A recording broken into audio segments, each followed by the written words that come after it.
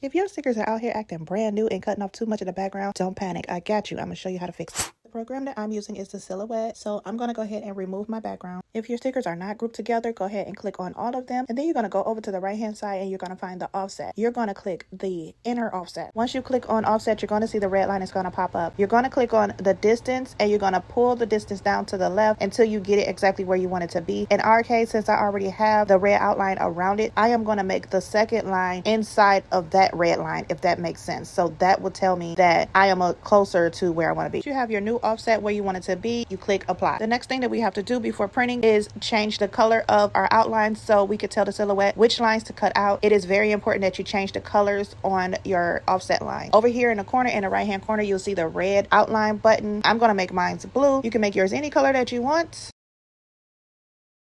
Now I'm going to bring my background back in. I'm going to do the same thing on my background, but my background color for my outline is going to be yellow. We have all our outlines and colors together. We're going to go ahead and hit print. After we print, let's go back to the Silhouette and hit send this time. So once you hit send, you're going to go to the top where you see the line, click on the lines, and that's where you're going to see all your different colors. With each color, you can actually tell the Silhouette cut it differently. So my outline, the whole background, I want that completely cut off, but the stickers, I want a kiss cut. So the paper setting that I'm using for that is sticker white. My blade setting is 3. The speed is 5 and the force is 6, and that's going to give me a super nice kiss cut, so it's not going to cut all the way through. If you wanted to cut it all the way through, you just turn your speed up, you turn your force up. Now we have our stickers cut out. They came out so cute. If you want to purchase this sticker pack, it will be available on my website, craftedbytrice.com. You can order it as an instant download. You'll be able to cut it out with the Cricut, with the Silhouette, or even by hand. Also, I'm going to have the physical copies also available, so I will pre-cut them out for you if you want.